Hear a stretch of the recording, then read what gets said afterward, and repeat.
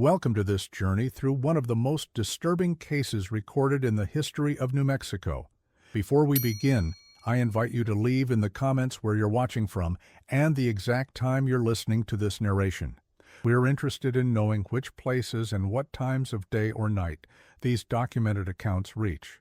The stagecoach roads cutting through the New Mexico territory in 1892 were unforgiving ribbons of dust and promise. For those brave or desperate enough to traverse them, the sight of a roadside inn meant salvation from the merciless desert sun. Such was the Blackthornne Inn, standing solitary against the backdrop of the Sangre de Cristo Mountains, approximately 17 miles northeast of Santa Fe. The establishment, a two-story adobe and timber structure with a sloped roof that seemed to bow under the weight of its own secrets, was run by the Blackthorne sisters, Margaret and Elizabeth, two women whose pale complexions suggested they weren't native to the punishing southwestern climate. Records from the Santa Fe County Clerk's Office show the sisters purchased the property in 1883, after arriving from Boston with a considerable inheritance. Their arrival raised few eyebrows. The post-Civil War years had seen many Easterners seeking fortunes or fresh starts in the territories. What did generate whispers, however, was the peculiar manner in which the sisters operated their establishment. The Blackthornne Inn accepted guests by invitation or recommendation only, a practice highly unusual for a business dependent on weary travelers. Even more curious was the sisters' habit of turning away certain patrons without explanation, regardless of the hour or weather conditions. The deed of sale, preserved in county archives, indicates the sisters paid a sum considerably above market value for the property, which had previously served as a way station for the Butterfield Overland Mail Company. The original structure, built in the 1850s, had been expanded and modified by the sisters to include additional guest rooms and the distinctive second story that became the inn's most recognizable feature. Local contractors hired for the renovation reported that the sisters supervised the work with unusual attention to detail, particularly regarding the reinforcement of the cellar and the installation of a sophisticated drainage system, features that would later take on sinister significance. According to the Santa Fe, New Mexican newspaper archives, between 1884 and 1892, the Blackthornne Inn developed a reputation among merchants, miners, and land speculators as a place of uncommon comfort and discretion. The food was reportedly exceptional, the beds clean, and the sisters themselves, though reserved, were described as impeccable hostesses. The Blackthorne women run the finest establishment between Denver and Santa Fe, wrote William Porter, a silver prospector, in a letter to his wife dated June 17, 1886. Though something in their manner suggests they are always listening, even when they've left the room. The property itself sat on a slight elevation, providing guests with sweeping views of the surrounding landscape, rolling hills to the east, mountains to the north, and the distant shimmer of Santa Fe to the southwest. The main building was flanked by a stable, a small garden where the sisters grew herbs and vegetables, and several outbuildings whose purposes weren't immediately apparent to visitors. A weathered wooden sign bearing the silhouette of a blackthorn tree creaked on iron chains above the main entrance, announcing to weary travelers that they had reached a place of respite. Meteorological records from the period indicate the area experienced unusually severe weather patterns, with harsh winters and summer thunderstorms of remarkable intensity. This climatic harshness only enhanced the inn's appeal as a haven from the elements. Travelers' journals from the period contain numerous references to the relief felt upon sighting the inn's lights through driving rain or swirling snow, the warm glow of oil lamps in the windows serving as a beacon of civilization in the wilderness. The approach to the inn followed a winding dirt road that broke from the main stagecoach route, crossing a narrow wooden bridge over a seasonal creek, before climbing gradually to the property. This isolated location, while inconvenient in some respects, afforded the establishment a degree of privacy that would later prove significant. The nearest neighbor, a sheep rancher named Abram Sanchez, lived more than 3 miles away and, according to later testimony, had little cause to pass by the Blackthornne place, having business primarily to the south and west. Inside, the inn was a study in controlled contradictions. The public areas, a spacious dining room, a modest parlor, and a small library, were furnished with an elegance that seemed out of place in the frontier setting. Oriental rugs covered portions of the hardwood floors. Oil lamps with delicate glass shades provided warm illumination, and the walls were adorned with landscapes of New England in autumn, a nostalgic touch that spoke to the sisters' origins. By contrast, the guest rooms were spare and functional, offering comfort without luxury, as though the sisters wished to remind their patrons that the civilized veneer of the establishment was just that, a veneer beneath which lay the harsh realities of territorial life. A register book recovered during the subsequent investigation and now housed in the New Mexico State Archives provides a partial record of the inn's clientele. The entries, written in Elizabeth's meticulous hand, list the names of guests, their places of origin, and their stated destinations. What is striking about this document is not only who is recorded, but who is not. Comparison with stagecoach manifests and other contemporaneous records suggests that certain travelers known to have stayed at the inn were deliberately omitted from the register, an early indication of the sisters' selective documentation. By all official accounts, the Blackthornne sisters were upstanding members of the community. They donated generously to the local church, despite rarely attending services. They paid their taxes promptly and kept to themselves. Their only regular visitor was Dr. James Calloway, the physician from Santa Fe, who made monthly trips to the inn, presumably to tend to the sisters' health. Tax records from the period indicate the sisters' financial standing was remarkably stable despite the economic fluctuations that affected many businesses in the territory. While other establishments struggled during periods of drought or mining downturns, the Blackthornne Inn maintained consistent profitability. The sisters' banking activities, documented in the ledgers of the First National Bank of Santa Fe, show regular deposits but few withdrawals, suggesting they had limited expenses or were maintaining cash reserves elsewhere. Local records indicate that Margaret, the elder sister by 3 years, managed the business affairs of the inn.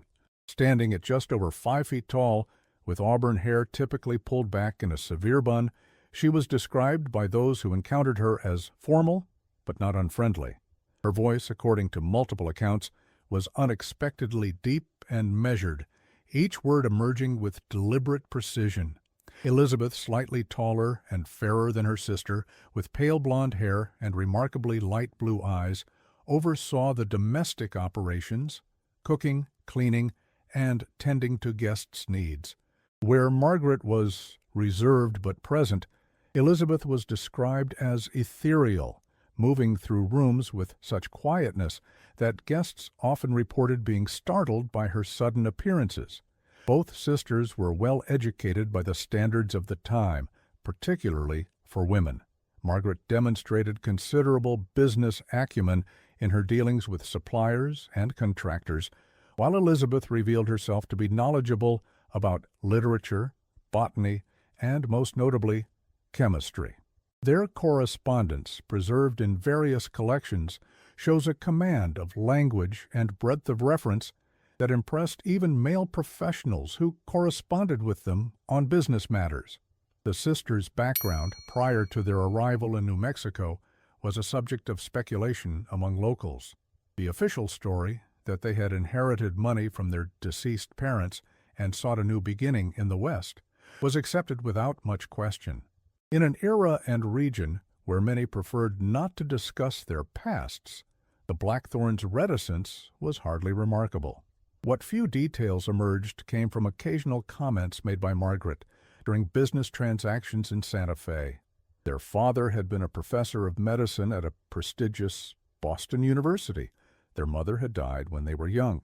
They had a brother who had also passed away. These fragments, dropped like breadcrumbs, created the impression of a family touched by tragedy but of good standing, exactly the sort of background that discouraged further inquiry. Research conducted decades later by historian Eleanor Whitman uncovered documentation in Boston that partially corroborated this account. Records from Harvard Medical School confirm that one Dr. Jonathan Blackthornne served as a professor of anatomy from 1865 until his death in 1879. His obituary in the Boston Medical and Surgical Journal mentions that he was survived by 2 daughters but makes no reference to a son, suggesting either that Margaret's mention of a brother was fabricated or that he had died earlier and was not included in the death notice. The obituary also notes Dr. Blackthorne's controversial advocacy for more progressive approaches to the acquisition of anatomical specimens for study, a phrase that would take on disturbing connotations in light of later events. This unremarkable facade began to crack on April 3, 1892, when a cattle rancher named Thomas Reed stopped at the sheriff's office in Santa Fe with a disturbing account. Reed claimed he had been traveling with his business partner, Samuel Donovan, returning from a cattle sale in Denver. They had secured rooms at the Blackthornne Inn for the night, carrying with them the considerable sum from their transaction. According to Reed's sworn statement, he awoke in the middle of the night to strange sounds coming from Donovan's adjacent room. When he knocked and received no answer, Reed claimed he tried the door and found it locked. By morning, Donovan was nowhere to be found, and Margaret Blackthornne informed Reed that his partner had decided to take the early morning stagecoach to pursue a business opportunity in Albuquerque. Reed's statement, preserved in the Territorial Archives, provides a vivid account of that final evening at the Blackthornne Inn. "We arrived just before sundown," he wrote. "The sisters received us cordially enough, though Miss Elizabeth seemed to pay particular attention to Donovan, asking him several questions about our business in Denver and whether we expected anyone to meet us in Santa Fe.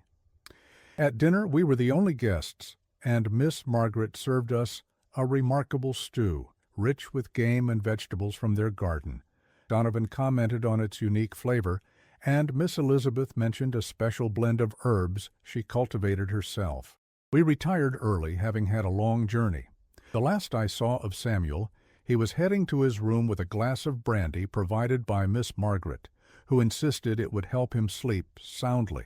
Reed went on to describe the sounds that had awakened him in the night.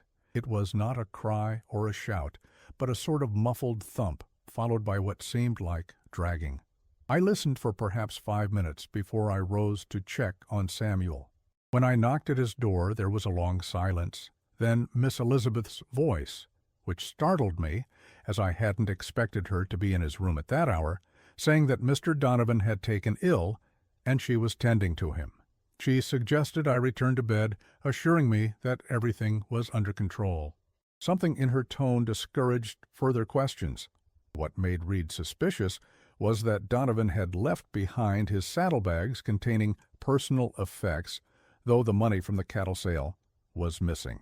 When Reed expressed his disbelief, Elizabeth Blackthornne produced a note, allegedly written by Donovan, explaining his sudden departure.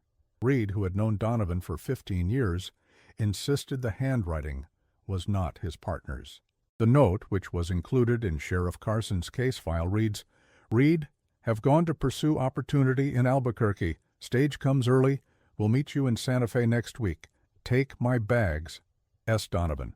Forensic analysis conducted during the subsequent investigation concluded that the handwriting indeed did not match examples of Donovan's writing found in his personal effects, though whether it was Elizabeth's or Margaret's hand was never conclusively determined.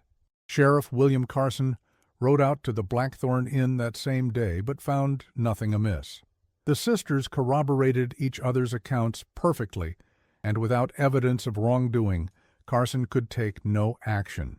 He did, however, make note in his report of the unsettling calm with which the sisters responded to his questioning, and the way they seemed to communicate with glances rather than words.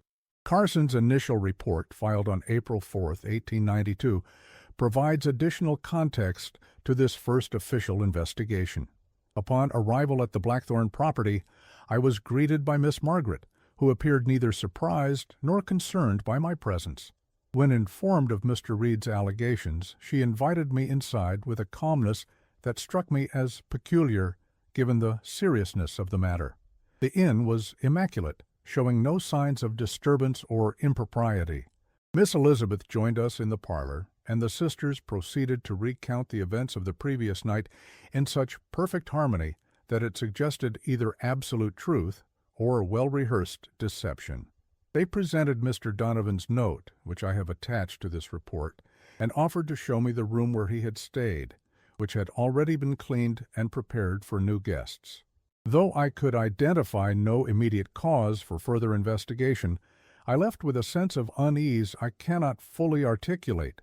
Carson, a veteran lawman who had served as sheriff of Santa Fe County since 1887, was known for his methodical approach to investigation and his reliance on observable facts rather than intuition. His admission of unease was therefore particularly notable, suggesting that something about the Blackthorne sisters had triggered his rarely acknowledged instincts for danger. 2 weeks after Reed's report, a stage driver named Michael Sullivan made mention at a Santa Fe saloon that he found it odd he'd never taken Samuel Donovan on the early morning route to Albuquerque, despite the Blackthorne sisters' claim. This casual observation might have gone unnoticed had it not been overheard by Lawrence Hayes, a journalist for the Santa Fe New Mexican with an interest in local peculiarities. Sullivan's full statement, later recorded by Hayes, elaborated on this inconsistency. "I've been driving the northern route for going on 6 years now," Sullivan said. "My stage is the only one that passes near enough to the Blackthorne place for anyone staying there to catch it. On the morning Mr. Donovan supposedly left, I had 3 passengers, a drummer selling dry goods, an elderly woman returning to her daughter's home, and a young man heading west to seek his fortune. I remember them clear as day, and none was this Donovan fellow. What's more, this wasn't the first time the Blackthorne women claimed to have put a guest on my stage when no such person ever boarded." Hayes, a relative newcomer to the territory but already known for his meticulous research and unflinching reporting style, recognized the potential significance of Sullivan's comment. As documented in his personal notes, later donated to the New Mexico Historical Society, Hayes approached the stage driver for clarification. Sullivan confirmed that he drove the only morning stage that passed near the Blackthornne Inn, and he was certain no passenger matching Donovan's description had boarded his coach on the date in question. Furthermore, Sullivan revealed that this wasn't the first time the Blackthorne sisters had claimed to have put a guest on his stage when no such passenger had been present. Hayes, whose career had begun in Chicago covering the labor unrest of the late 1880s, had developed a reporter's instinct for stories with deeper implications. His interest piqued by Sullivan's account, he began making discreet inquiries around Santa Fe about previous guests of the Blackthorne Inn. These initial conversations revealed little beyond the establishment's reputation for comfort and exclusivity. It was only when Hayes expanded his investigation to include stage drivers, mail carriers, and traveling salesmen who regularly traversed the territory that a more troubling pattern began to emerge. Armed with this discrepancy, Hayes began discreetly investigating the Blackthorne Inn, speaking with former guests and stagecoach drivers who regularly passed the establishment. A pattern emerged that caught his attention. Several wealthy travelers who had stayed at the inn over the years had reportedly changed their plans abruptly, according to the sisters, taking unexpected routes or making sudden decisions to pursue opportunities elsewhere. None had been seen again in the territory. Hayes's investigative notes reveal the methodical manner in which he built his case. He traced the movements of at least 5 individuals, all men of means traveling alone or with a single companion, who had reportedly stayed at the Blackthorne Inn and subsequently vanished. In each case, the sisters had provided plausible explanations for their guests' sudden departures, and in each case, these explanations proved impossible to verify conclusively.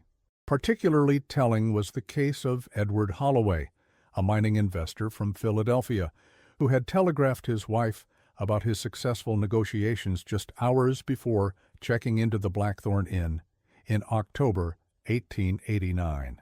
According to the sisters, Holloway had received an urgent message during the night and departed immediately for California. No such message had been recorded at the telegraph office, and Holloway never arrived in California nor returned to Philadelphia. Hayes documented similar patterns with a cattle buyer from Kansas City, a land speculator from St. Louis, and a jewelry merchant from San Francisco. Each had been traced to the Blackthornne Inn. Each had reportedly departed suddenly for destinations they never reached. Each had been carrying substantial sums of money or valuables, and in each case the Blackthorne sisters had provided explanations that, while plausible on the surface, fell apart under scrutiny. The journalist's investigation was meticulous but discreet. He was aware that making direct accusations against respected businesswomen without concrete evidence could backfire professionally and personally. The frontier justice system of the time, while evolving toward more formal procedures, still retained elements of vigilantism and could be unpredictable in its application. Hayes therefore constructed his case carefully, gathering supporting documentation and corroborating accounts before presenting his findings to the public. From the Las Vegas Daily Optic archives dated May 18, 1892, Hayes published a carefully worded article raising questions about these coincidences. Though he made no direct accusations, the implications were clear enough to prompt Sheriff Carson to pay another visit to the Blackthornne Inn, this time with a deputy and a warrant to search the premises. Hayes's article, titled "The Curious Case of the Vanishing Travelers," outlined the pattern of disappearances without explicitly connecting them to the Blackthorne sisters. He wrote of a peculiar convergence of circumstances wherein several individuals of means, having business in the territory, have departed from their stated itineraries and connections without explanation or subsequent communication. The article mentioned the general location, a well-regarded establishment northeast of Santa Fe, but stopped short of naming the Blackthornne Inn directly. It was a masterpiece of journalistic implication, providing sufficient detail for those familiar with the region to draw connections while avoiding any statements that could be construed as libelous. The publication of Hayes's article caused a stir in the territorial capital. The implications were serious enough that Governor L. Bradford Prince reportedly summoned Sheriff Carson to discuss the matter privately. No record of this meeting survives, but Carson's actions in the days following suggest he was given latitude to pursue a more aggressive investigation. The day was unseasonably warm for May, according to the deputy's subsequent account, with a dry wind stirring dust devils across the property as the lawman approached. Unlike Carson's previous visit, this time the sisters did not greet them at the door. It was only after repeated knocking that Margaret appeared, her usual composure noticeably strained. When presented with the search warrant, she reportedly studied the document for several long moments before stepping aside to admit them, informing them that Elizabeth was unwell and resting in their private quarters. The deputy, James Morales, later testified that as they entered the main hall of the inn, he detected a peculiar scent, something like the medicinal alcohol used in doctors' offices, though it seemed someone had attempted to mask it with burning sage. He also noted that, despite Margaret's claim that they had been preparing for the arrival of expected guests that evening, there was no evidence of such preparations, no food being cooked, no rooms being readied. The inspection of the main house revealed nothing unusual. The guest rooms were immaculate, the kitchen well-stocked, and the sisters' private quarters modest and unremarkable. It was only when Carson extended his search to the cellar beneath the kitchen that the first inconsistency appeared. Behind a large oak wine rack, deputies discovered a narrow door, sealed with 3 separate locks. When questioned, Margaret Blackthorne claimed it led to a storage area for preserves and insisted the excessive security was necessary to prevent theft by unscrupulous guests. The keys produced by Elizabeth, who had emerged from her sickbed at Margaret's insistence, opened only 2 of the locks. The third, she claimed, had been lost months earlier, and they had not yet engaged a locksmith.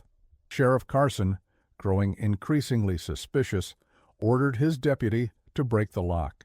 What they found beyond the door would become the subject of whispered conversations throughout the New Mexico territory for decades to come. A narrow passage led to a second cellar room, not indicated on any building plans filed with the county. This hidden chamber, approximately 15 feet square, contained a large oak table with leather straps attached at each corner. A cabinet along one wall held an assortment of surgical instruments, meticulously arranged and polished to a gleam. Most disturbing were the drainage channels carved into the stone floor, all leading to a central drain. Though the room had been recently cleaned, Carson's report notes that his deputy detected the faint copper scent of blood that no amount of lye soap could fully remove. The deputy's statement provides additional details absent from Carson's official report. The room was cold, much colder than seemed natural even for a cellar in May.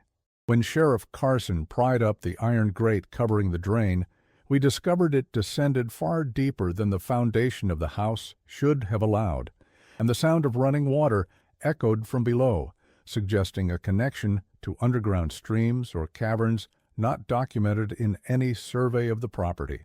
Deputy Morales, who had served in the Union Army during the Civil War and had witnessed the aftermath of numerous battles, wrote that nothing in his experience had prepared him for the clinical nature of the hidden room. The walls had been whitewashed, but beneath the fresh coat, darker stains were visible. Most disturbing was not what we found, but what we heard, a steady drip from the central drain, though no water source was evident. It was not the chaotic scene of violence one finds at the site of a murder or altercation, he noted. Rather, it was a place of methodical purpose, of calculated procedure. The instruments were not weapons, but tools, each with its specific function. The table was positioned precisely beneath a series of oil lamps affixed to the ceiling, providing focused illumination. The overall impression was not of frenzied criminality, but of deliberate, systematic action, a distinction that somehow made it all the more horrifying. When confronted with this discovery, the Blackthorne sisters' composure finally faltered. According to Carson's written account, Margaret Blackthorne spoke first, her voice barely audible. "You don't understand what's necessary." Elizabeth, previously the more reticent of the pair, added with unsettling clarity, "Some guests simply cannot be allowed to leave."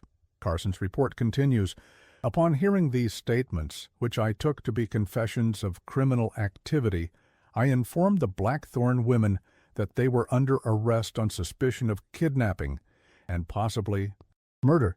At this point, Miss Margaret seemed to regain some of her composure, straightening her posture and stating that they had acted only in the interests of scientific progress and the advancement of medical knowledge.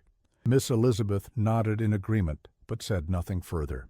Neither woman resisted as Deputy Morales secured them with manacles, though Miss Elizabeth continued to gaze at the surgical implements in the cabinet with what I can only describe as longing. The sisters were taken into custody and transported to the Santa Fe jail. A more thorough search of the property was conducted over the following days. In a remote corner of the inn's substantial property, near a dry creek bed, investigators discovered a series of unmarked graves. Initial excavation revealed the remains of at least 7 individuals, all male, all bearing evidence of precise surgical incisions to the chest and abdomen.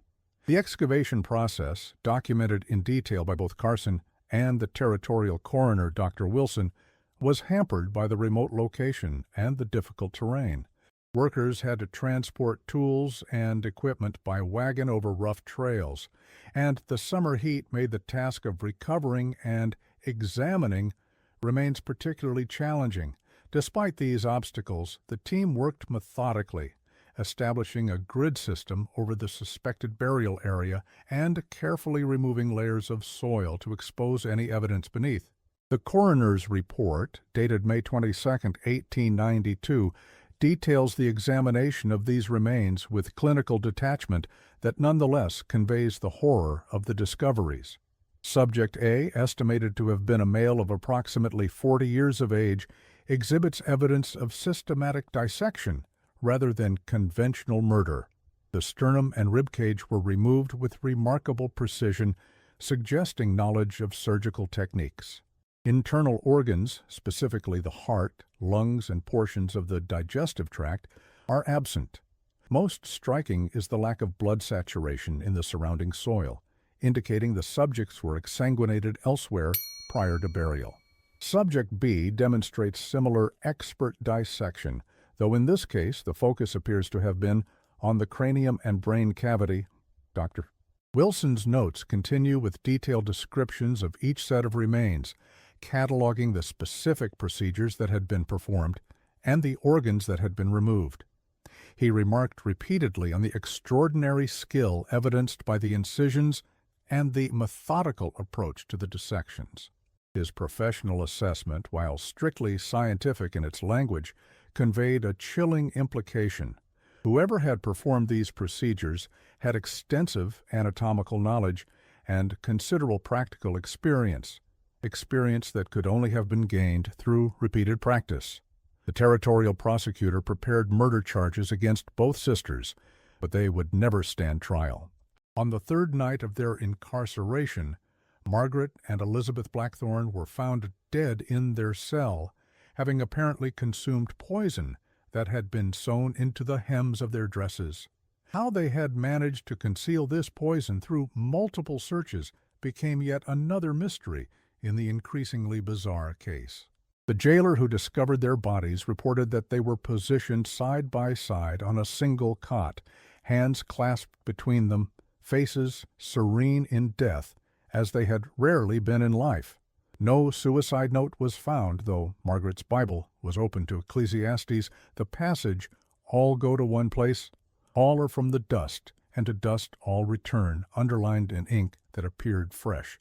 The territorial coroner's examination of the sisters' remains indicated they had died from ingestion of a compound containing cyanide, likely derived from peach or cherry pits, through a distillation process.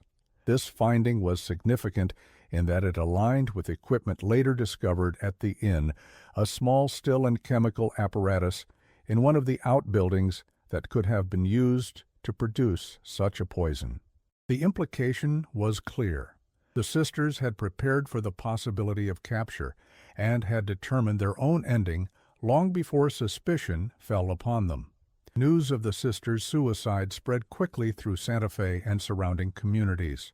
The territorial governor, concerned about the potential impact on tourism and investment in the region, issued a directive that coverage of the case should be measured and responsible, a thinly veiled instruction to newspapers to minimize sensationalism. Despite this, the Las Vegas Daily Optic ran a front-page story on May 25, 1892, with the headline, "House of Horrors on the Santa Fe Road. Blackthorne sisters take their secrets to the grave." Hayes, whose initial reporting had helped bring the case to light, found himself in a complicated position. His journalistic instincts drove him to report the full extent of the horrors discovered at the Blackthornne Inn, but he was also mindful of the governor's concerns about the territory's reputation.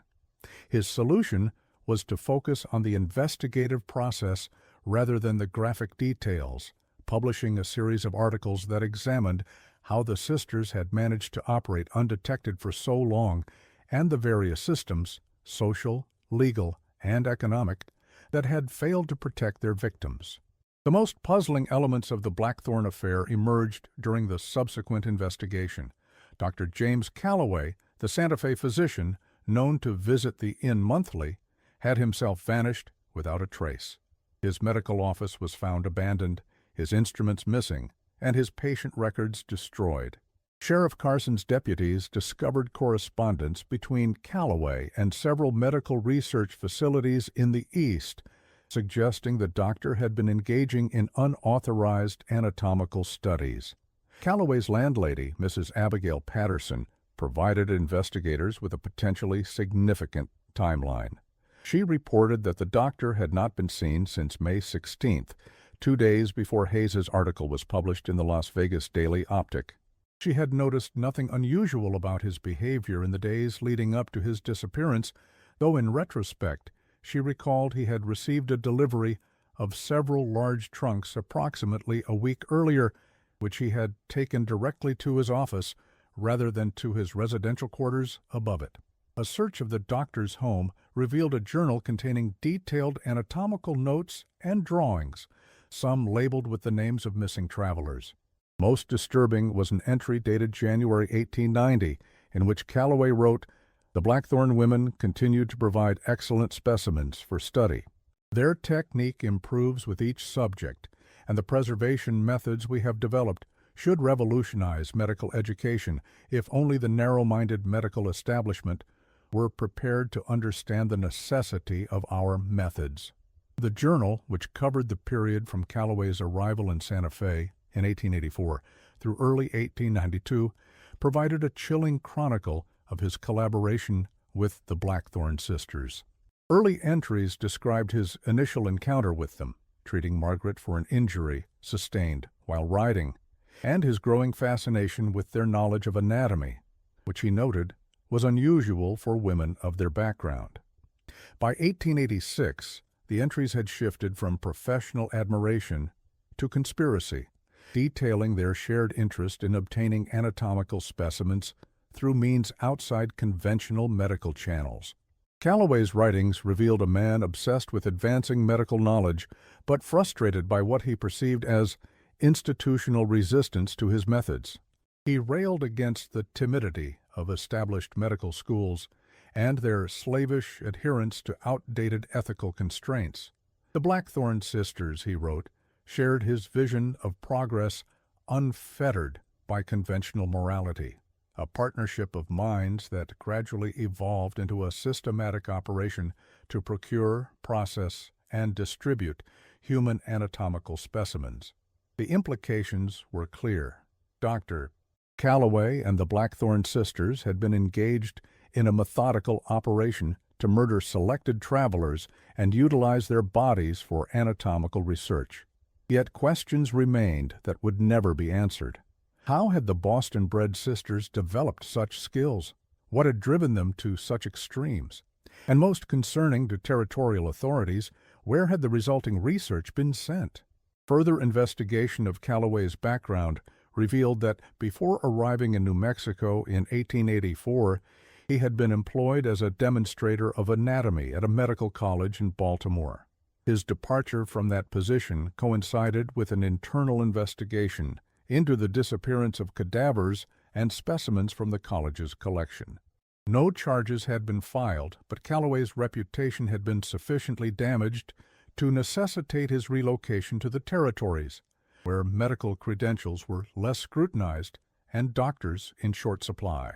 Correspondence found in Calloway's office, much of it in code that took investigators weeks to decipher, implicated several established medical institutions in the eastern United States as recipients of the specimens prepared at the Blackthornne Inn. The administrators of these institutions apparently believed they were receiving legitimately sourced anatomical preparations from a private researcher working with proper authorization. Whether they were genuinely deceived or willfully ignorant remains a matter of historical debate. The hunt for Dr. Calloway extended beyond the territory, with notices sent to law enforcement agencies throughout the western states and as far east as Chicago. Despite these efforts, no trace of the physician was ever found. Speculation ranged from suicide to escape to Mexico or even Europe, where he might have continued his work under a new identity. Some even suggested he had fallen victim to the Blackthorne sisters, perhaps as their final act before their capture, a theory supported by the fact that the most recent grave discovered on the property contained remains that, while too decomposed for definitive identification, were consistent with Calloway's height and build. As the excavation of the property continued through the summer of 1892, investigators discovered something even more disturbing than the initial graves. Behind the inn, obscured by a stand of juniper trees, stood a small, windowless outbuilding that had been overlooked in the initial search. Inside, shelves lined the walls from floor to ceiling, holding dozens of glass jars containing preserved human organs, each meticulously labeled with dates and notations in Elizabeth Blackthorne's precise handwriting. The contents of this building, documented in photographs now held in the New Mexico State Archives, represented what one investigator described as a catalog of human anatomy, methodically collected and preserved with extraordinary skill. Each specimen was suspended in a clear solution, later identified as a mixture of alcohol, formaldehyde, and several other chemicals that had prevented decomposition while maintaining the tissue's natural appearance. The labels adhered to each jar included not only identification of the organ, but also notes on its condition, the age and general health of the donor, and in some cases, comparative observations referencing other specimens in the collection. The territorial pathologist, Dr. Henry Wilson, was called to examine this grim collection. His report, submitted to Governor L. Bradford Prince on July 12, 1892, described specimens preserved with extraordinary skill, using methods more advanced than those typically employed in medical schools of the day. Wilson noted the specimen's exceptional condition and the detailed documentation accompanying each. Measurements, observations, and in some cases, comparative analysis between organs from different subjects. While the methods by which these specimens were obtained are unconscionable, Wilson wrote, the scientific value of the collection cannot be denied. It represents a comprehensive study of human anatomy, conducted with precision that would be the envy of legitimate medical researchers. Wilson's assessment, while professionally detached, raises disturbing questions about the intersection of scientific progress and ethical boundaries in the late 19th century. The tension between advancing medical knowledge and adhering to moral constraints was particularly acute in the field of anatomy, where educational institutions struggled to obtain sufficient cadavers for study through legal means. This shortage had given rise to the phenomenon of resurrection men, or body snatchers in urban centers, individuals who exhumed fresh corpses for sale to medical schools. The Blackthorne operation represented a more direct and sinister solution to this supply problem, eliminating the middlemen by creating their own specimens. More revealing still was a hidden compartment beneath the floorboards containing the sisters' personal journals, documenting their activities in clinical detail. The writings revealed that Margaret and Elizabeth had not begun their lives as killers. They had come to New Mexico following personal tragedy, the deaths of their parents and brother, from a mysterious wasting illness that Boston doctors had failed to diagnose or treat. Margaret's journal, the more extensively kept of the two, began in 1879 with an account of her brother Robert's illness. Another day of watching Robert waste away while Dr. Ellsworth insists it is merely a nervous condition that will resolve with time. Mother weeps by his bedside, and father rages against the medical establishment he once revered. I have begun my own research in father's medical library, though Elizabeth believes it futile. What use is all of father's knowledge if it cannot save his only son? Subsequent entries chronicled the family's desperate search for effective treatment, consulting with specialist after specialist, each offering different diagnoses and contradictory treatments. By early 1880, both parents had also fallen ill with similar symptoms. Margaret's entries became increasingly bitter. Dr. Cabot had the audacity to suggest today that the illness might be in the family's imagination, a shared hysteria. I showed him the blood-soaked handkerchief from Mother's morning cough, and he retreated into mumbled platitudes. They know nothing, these so-called men of science. They observe but do not see, they listen but do not hear. The journals documented the rapid decline of the Blackthorne family, with Robert dying in February 1880, followed by Mrs. Blackthorne in April, and Dr. Blackthorne in June of the same year.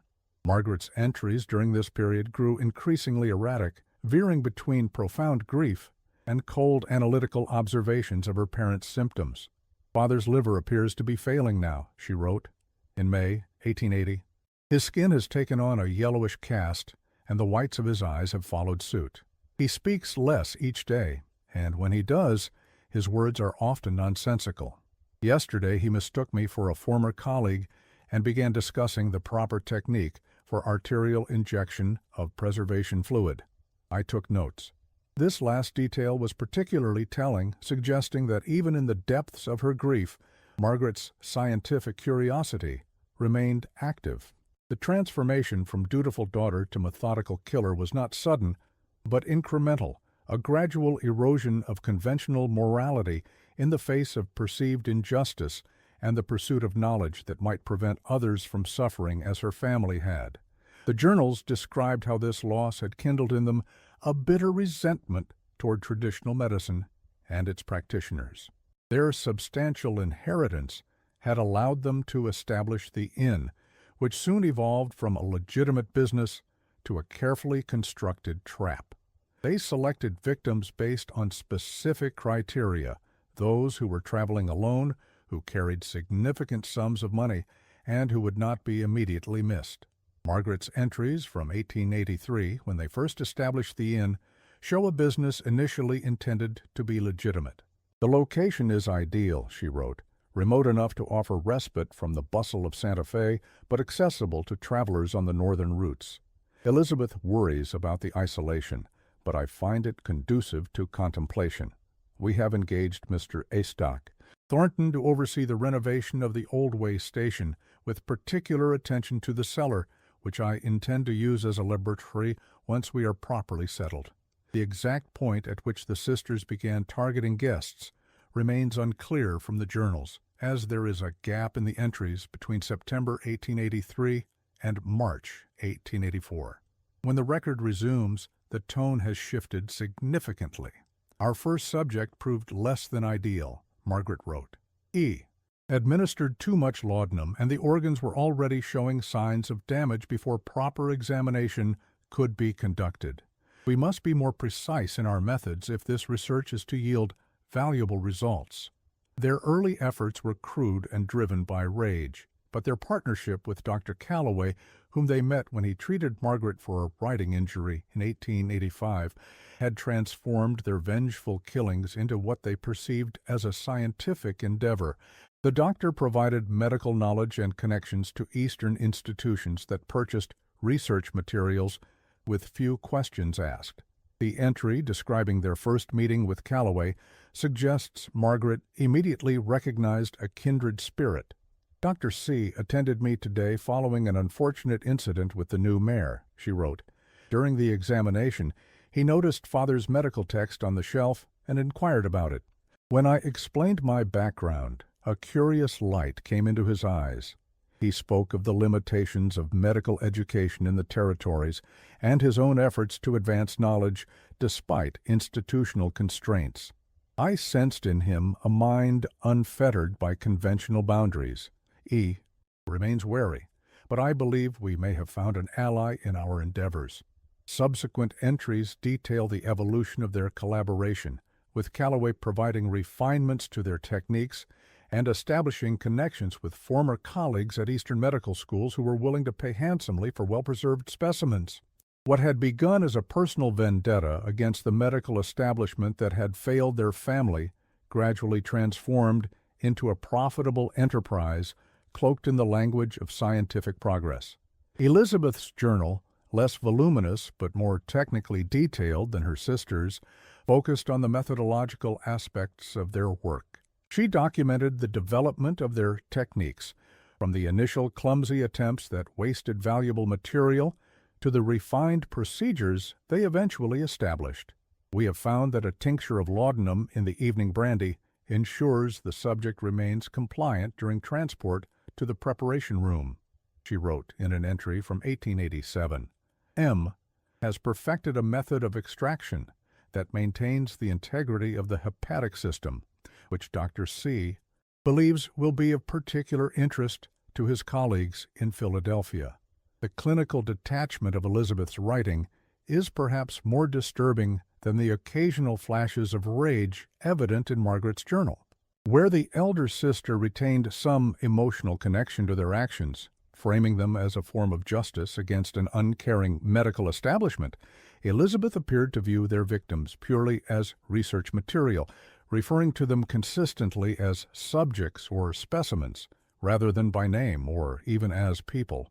The most chilling entries concerned the sisters' selection process for their victims.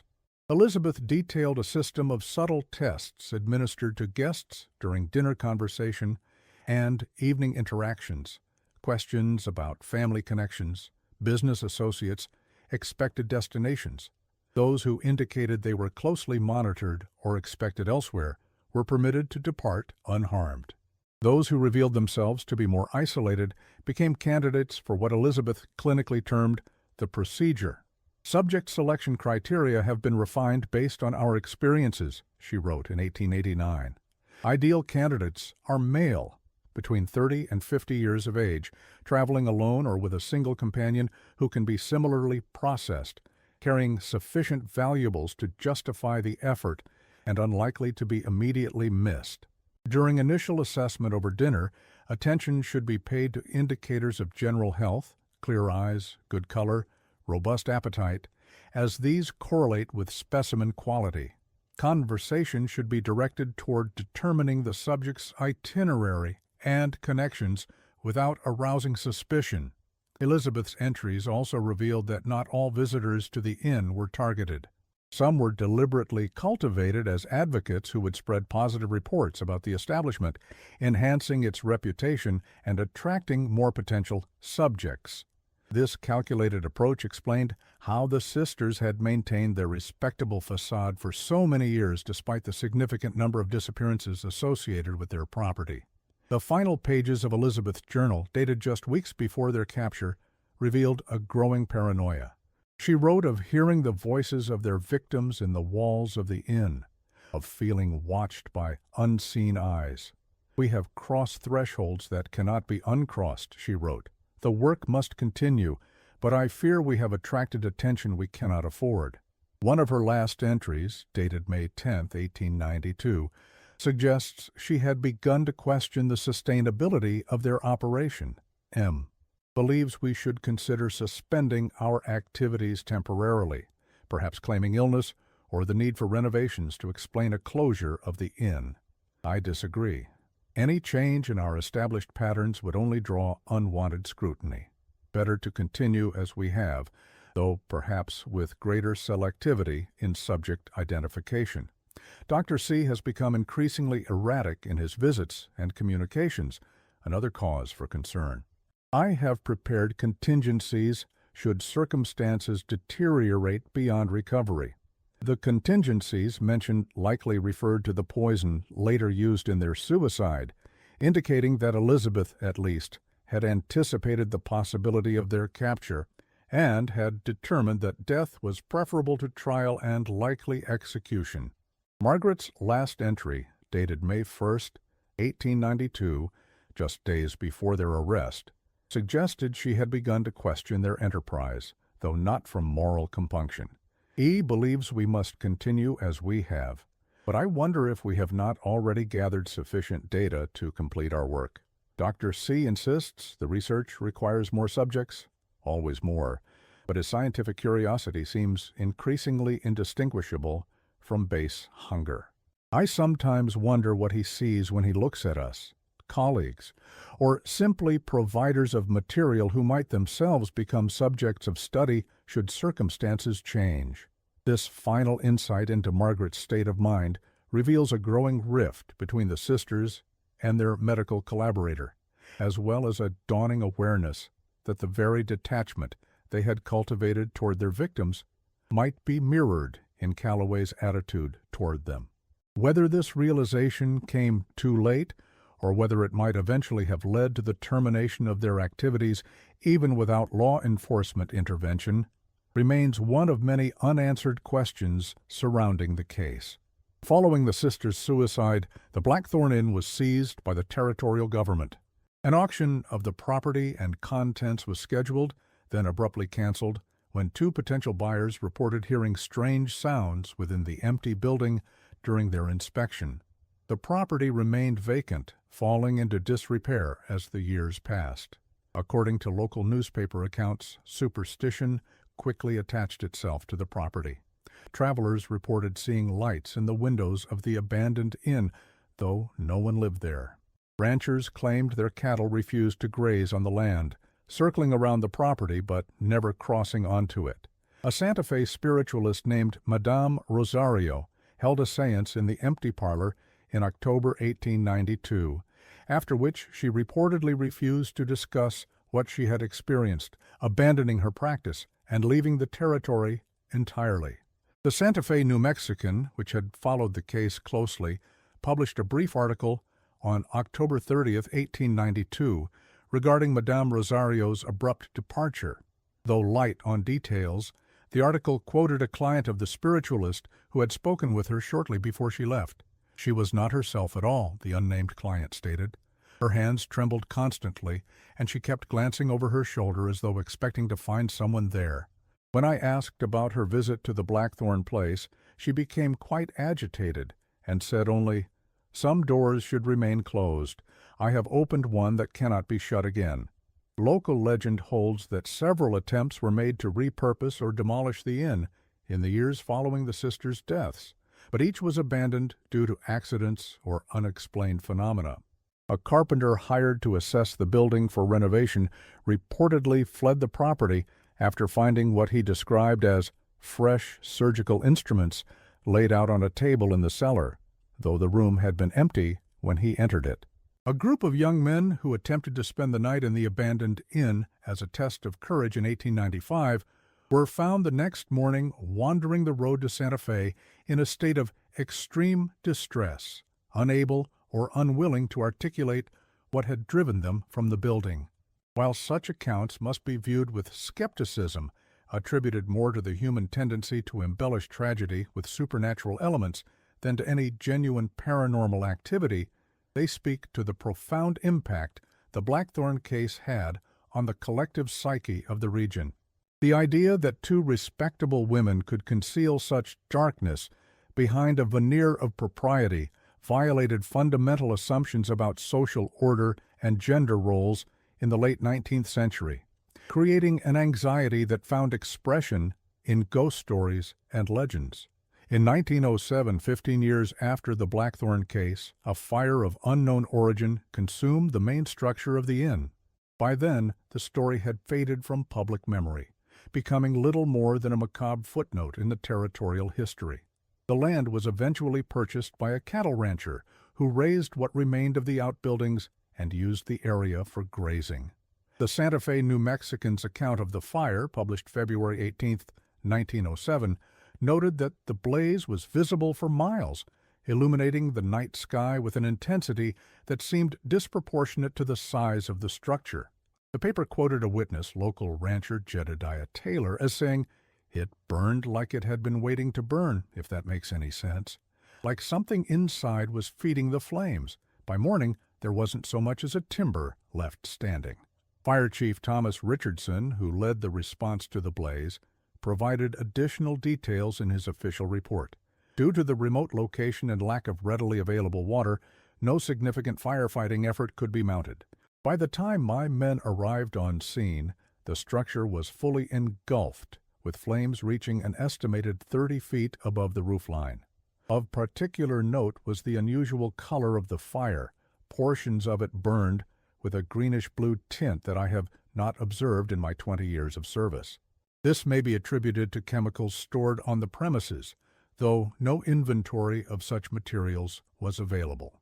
The case might have been forgotten entirely had it not been for the efforts of historian Eleanor Whitman, who in 1952 stumbled upon Sheriff Carson's original reports while researching a book on frontier law enforcement.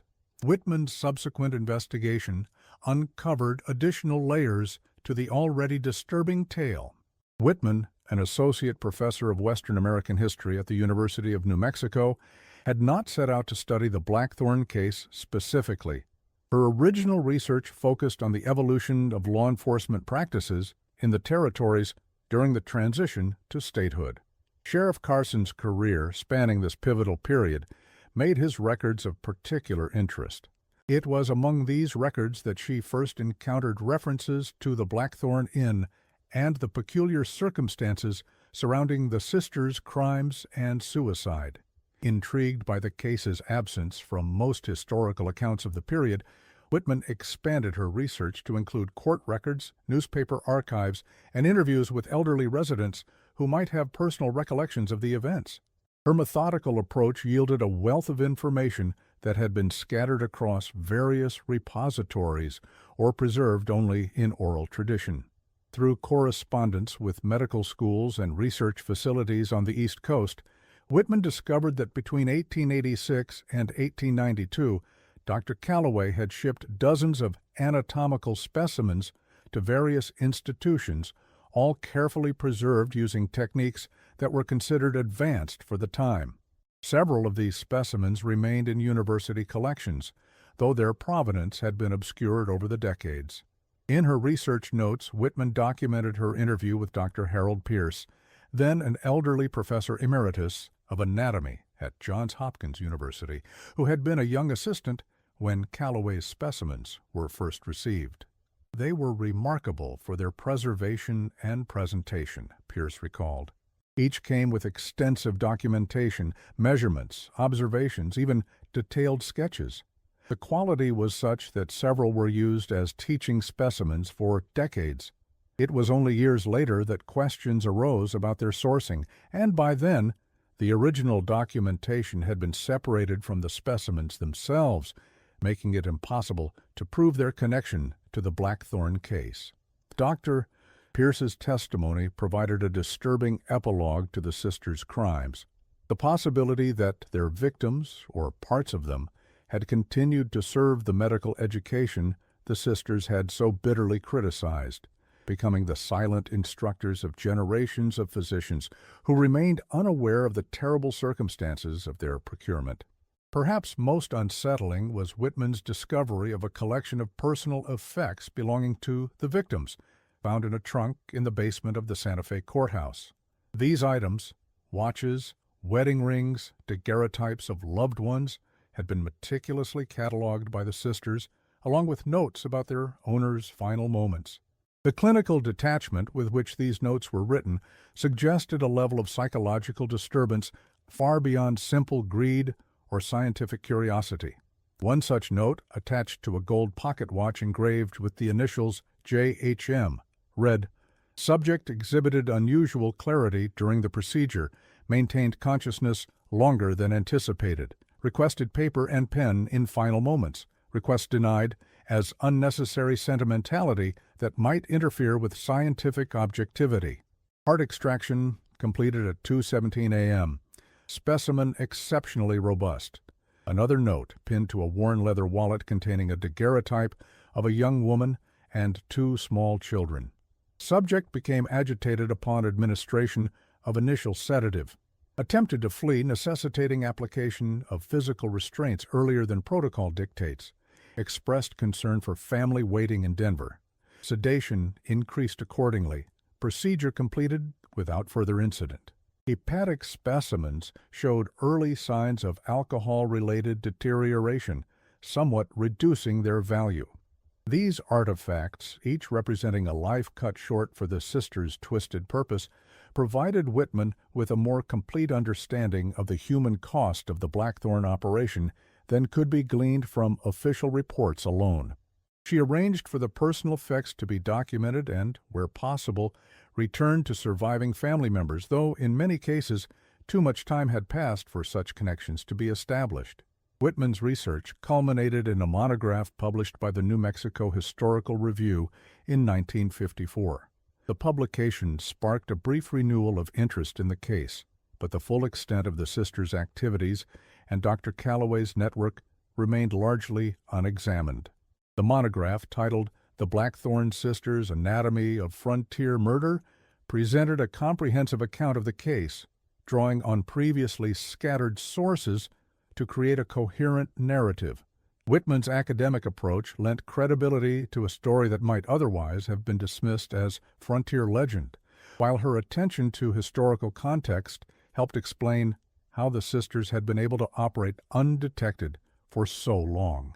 Reviews of the monograph in academic journals were generally positive, praising Whitman's research methodology and her ability to reconstruct events from fragmentary evidence.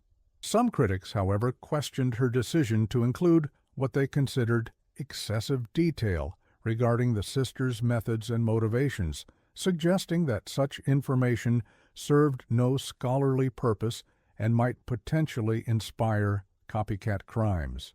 Whitman defended her approach, arguing that a full understanding of historical atrocities required confronting their most disturbing aspects rather than sanitizing them for comfort.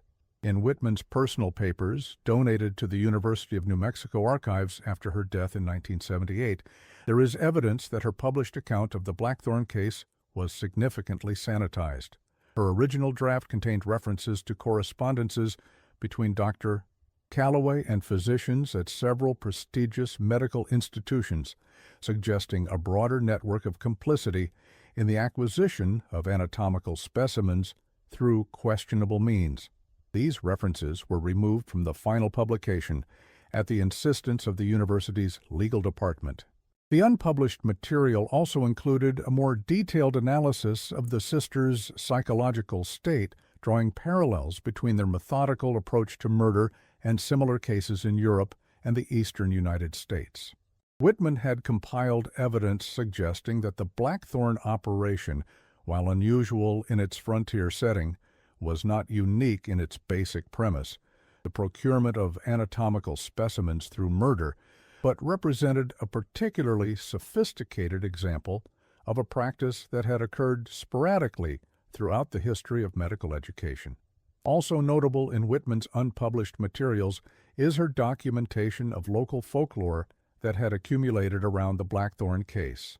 Stories circulated in rural New Mexico communities of travelers who claimed to have encountered the sisters on lonely roads decades after their deaths, always near sunset, always offering directions to a nearby inn where they promised comfortable beds and exceptional meals. These accounts, which Whitman dismissed as the inevitable mythologizing of historical trauma, nevertheless persisted well into the mid-20th century. One such account, recorded by Whitman in an interview with retired rancher James Blackwell in 1953, described an encounter on the road to Taos in 1927. I was driving back from selling cattle, had a fair bit of money on me, and got caught in a bad storm. Was thinking I might have to sleep in the truck when I saw these two women by the roadside, both dressed old-fashioned like, but neat and proper. They told me there was a place to stay just down a side road, said they were heading there themselves and I could follow them. Something didn't sit right, two women out alone in such weather, so I thanked them, but said I'd press on. As I drove away, I looked in my mirror, and I swear to you, they were gone. Just empty road where they'd been standing. Such stories, while lacking verifiable evidence, speak to the lasting impact of the Blackthorne case on regional consciousness and the way historical events can be transformed through oral tradition into cautionary tales that address deeper cultural anxieties. In 1968, during construction of a highway that would pass near the former inn site, workers uncovered additional human remains approximately half a mile from the original gravesite. These remains, numbering at least 5 individuals, appeared to predate the known Blackthorne victims, suggesting the sisters' activities may have begun earlier than previously thought. Due to budget constraints and scheduling pressures, the discovery was documented but not fully investigated. The remains reinterred in the Santa Fe Municipal Cemetery with minimal ceremony. The construction foreman, Manuel Ortega, provided a statement to local authorities regarding the discovery. We were excavating for the roadbed when the backhoe turned up bones. At first, we thought it might be an old Spanish or Indian burial ground, but the medical examiner said these were more recent, maybe 70, 80 years old. What stuck with me was how they were buried, not in coffins, just laid out in a row, like they were put there by someone who saw them as things, not people. Made my skin crawl to think about who would do such a thing and why. Dr. Raymond Sanchez, the county medical examiner who conducted the preliminary examination of the remains, noted in his report several features consistent with the known Blackthorne victims, evidence of surgical intervention, missing organs, and the methodical arrangement of the bodies. However, he also observed differences in technique, suggesting either that these were the sisters' earliest victims before they had refined their methods, or that they might be attributable to another perpetrator entirely, raising the disturbing possibility that the Blackthornne Inn site had been used for similar purposes even before the sisters' arrival. The latter theory gained support from a detail in the original deed of sale, which indicated the property had been vacant for several years before the Blackthornes purchased it. The previous owner, a man named Jeremiah Collins, had operated it as a way station until his sudden departure from the territory in 1880. No record of Collins's subsequent whereabouts or activities has ever been found, leading some researchers to speculate that the Blackthorne sisters might have selected the property specifically because of its prior use for purposes similar to their own. This speculation, while intriguing, remains unsubstantiated. The more prosaic explanation that the sisters chose the location for its isolation and strategic position along travel routes aligns more closely with the documented facts of the case. Nevertheless, the discovery of additional remains decades after the initial investigation serves as a reminder of how even seemingly well-documented historical cases can contain hidden dimensions that emerge only with time and changing circumstances. Today, little physical evidence remains of the Blackthornne Inn or its grim history. The land where it once stood is now part of a privately owned ranch, the exact location of the original structure marked only by a depression in the earth where the cellar collapsed in on itself decades ago. No monument or marker commemorates the lives lost there, yet the story persists in regional folklore, occasionally resurfacing in collections of Western mysteries or accounts of frontier-era crimes. Some modern accounts have embellished the tale with supernatural elements, claiming the inn was cursed ground even before the sisters arrived, or that their ghosts still walk the property on moonless nights. Such embellishments, while understandable, given the inherent horror of the true story, distract from the very human evil that manifested in that remote location. The Blackthorne case has inspired numerous fictional treatments over the decades, from pulp magazine stories in the 1940s to more recent novels and films that use elements of the historical events as foundation for elaborate supernatural narratives. These fictionalized versions typically emphasize the more sensational aspects of the case while downplaying or omitting the sisters' scientific motivations and the broader context of 19th century medical education that partly enabled their activities. Local historian Gabriel Montoya, who has studied the Blackthorne case extensively, offers perhaps the most balanced assessment. What makes this story so disturbing isn't the possibility of ghosts or curses, but the reminder that monsters often wear the most benign faces. The Blackthorne sisters weren't supernatural entities. They were human beings who chose to view other humans as objects for study, as means to an end. That capacity for detachment, for rationalization of atrocity, in the name of supposed greater purpose, is far more terrifying than any ghost story. Montoya's perspective aligns with contemporary psychological understanding of similar cases. The sisters' progression from grieving daughters to methodical killers reflects a process of moral disengagement and dehumanization that has been observed in various contexts of systematic violence. Their ability to compartmentalize, to be both the gracious hostesses praised by surviving guests and the cold-blooded experimenters documented in their journals, speaks to the human capacity for psychological compartmentalization, a phenomenon more disturbing in its implications than any paranormal explanation. The most enduring mystery of the Blackthorne case may be how thoroughly it has been forgotten by mainstream history.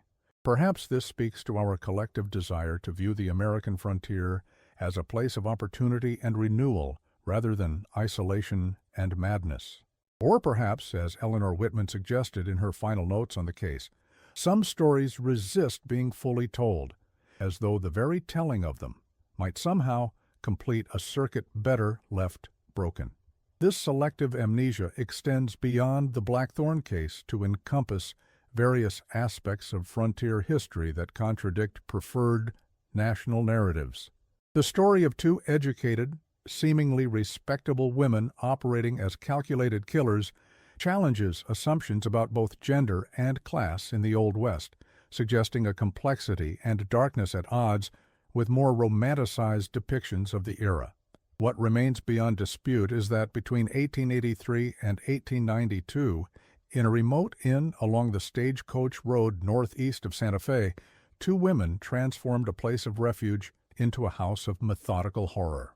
Their motives, a toxic blend of greed, pseudoscientific zeal, and psychological fracture, remind us that the most dangerous predators are those who appear utterly conventional until the moment they strike. The final known document relating to the Blackthorne case is a letter written by William Reed, the rancher whose report first brought attention to the sisters' activities. Addressed to Sheriff Carson but never sent, found among Reed's possessions after his death in 1926, it contains a single haunting observation. When I think back on that night at the inn, what disturbs me most is not the fate that befell poor Donovan, but the memory of sitting at the sisters' dining table, eating their food, engaging in pleasant conversation, while all the time, just below my feet, lay that room with its table and straps and drains. I wonder now, as I lay awake each night, how many others sat where I sat, never suspecting they were being assessed like cattle at auction, their value measured not in dollars, but in the scientific interest of their internal organs. And I wonder, too, what Margaret Blackthorne saw when she looked at me that told her I was not suitable for their purposes. This last question, what criteria the sisters used to spare certain guests while selecting others for the procedure, remains perhaps the most personally disturbing aspect of the case for those who study it. The journals suggest a calculus based on factors including isolation, wealth, and physical health, but the final decision appears to have involved an intuitive element that defies precise analysis. In this uncertainty lies a particular horror, the arbitrary line between guest and victim, between those who departed with fond memories of the sisters' hospitality and those who never left at all. The land where the Blackthornne Inn once stood remains vacant to this day. Cattle refuse to graze there, and local ranchers speak of a persistent cold spot even in the height of summer. Whether this is geological coincidence or something more is a question perhaps best left unanswered. Some doors, once opened, cannot be easily closed again. In a final peculiar coda to the Blackthorne saga, the New Mexico Highway Department archives contain a report dated September 1968, just months after the discovery of additional remains near the former inn site. Highway maintenance workers reported that a newly installed mile marker near the property, designated as Mile 37 on State Highway 285, had to be replaced 3 times in as many months. Each marker was found uprooted and laid flat, pointing toward where the inn had once stood, despite being set in concrete footings designed to withstand the strongest winds the region could produce. After the third occurrence, the department quietly relocated the marker to a position a quarter-mile farther down the road, where it has remained undisturbed since. The official explanation attributed the incidents to vandalism, though no perpetrators were ever identified. Local residents familiar with the property's history offered alternative interpretations ranging from geological instability in the area to more supernatural causes. Whatever the truth, the department's decision to relocate the marker rather than continue replacing it in the original position suggests a pragmatic recognition that some locations resist the imposition of modern infrastructure, whether due to natural forces, human intervention, or some more inexplicable agency. As with many historical atrocities, the passage of time has dulled the sharp edges of the Blackthorne case. Today, few travelers on Highway 285 know they are passing near the site of one of the most disturbing crime scenes in New Mexico's territorial history. The mountains that once looked down on the inn still stand, impassive witnesses to human depravity and the fragile veneer of civilization that can crack so easily in isolated places. For those who know the story, however, the lonely stretch of road northeast of Santa Fe serves as a reminder that not all monsters announce themselves with fangs and claws. Sometimes they welcome you at the door, take your coat, serve you dinner, and bid you pleasant dreams, all while calculating the precise moment to begin their true work. And perhaps that is why the Blackthornne case continues to unsettle those who study it, because it suggests that safety is an illusion, hospitality can be a mask, and the most dangerous predator is the one who can look into your eyes over dinner and see not a person, but a specimen waiting to be cataloged. The story of the Blackthorne sisters stands as a dark chapter in the history of the American Southwest, a reminder that the frontier's isolation created opportunities not only for reinvention and redemption, but also for the expression of humanity's darkest impulses. In the vast spaces between settlements, far from the watchful eyes of established society, the boundaries between civilization and savagery could blur in unexpected and terrifying ways. The sisters, with their Boston education and refined manners, represented not the stereotypical dangers of the Wild West, the bandits and gunslingers of popular imagination, but something more insidious, the potential for calculated evil disguised as genteel propriety. In this sense, the Blackthorne case transcends its specific historical context to touch on universal anxieties about appearance versus reality, the limits of human knowledge, and the thin line separating the humanitarian pursuit of scientific progress from the inhumane exploitation of the vulnerable. These themes ensure that the story, however embellished or forgotten in its details, continues to resonate as a cautionary tale about the darkness that can lurk behind the most civilized facades.